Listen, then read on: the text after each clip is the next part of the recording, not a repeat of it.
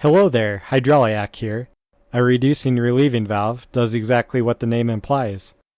It is a pressure control valve that reduces pressure as well as relieves. That alone probably isn't a very clear definition, so let's take a look at the schematic symbol for a reducing relieving valve to understand what it does. Remembering our basic schematic structure, there are some key elements here. We have a rectangle to show that this is a valve. There are solid lines coming into the valve to represent paths for oil flow. There are dashed lines to represent a pilot signal.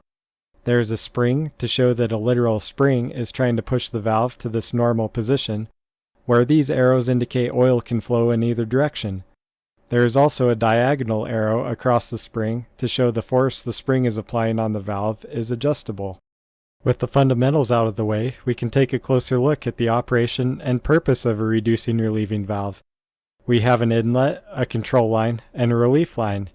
In the normal position, oil can flow either direction through the valve, either from the inlet to the control line, or from the control line through to the inlet.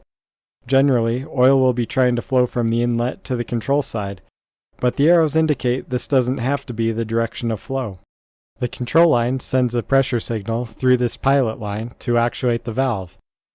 If the pressure on the control side of the valve gets high enough to overcome the force of the spring, it will shift the valve into this position.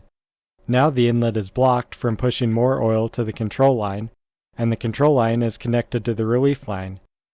The relief line will typically have an easy path back to your tank or reservoir and will be at a low pressure. Being at a higher pressure, the oil in the control line will relieve out the relief port until the pressure in the control line comes down far enough that the spring is able to overcome it. In this way, the reducing relieving valve will try to limit the pressure in the control line. As long as the pressure in the inlet line is higher than the pressure required to overcome the spring force, the valve will maintain a fairly constant pressure.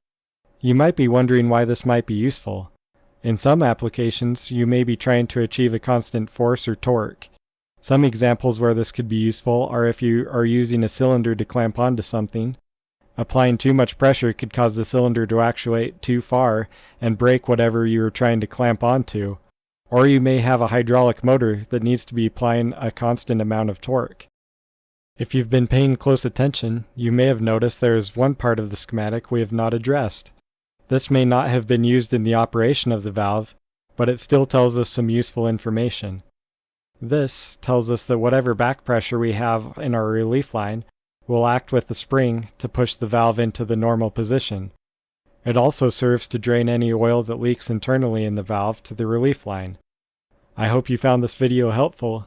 If you want to keep learning more about hydraulics, hit that subscribe button. And as always, thanks for watching.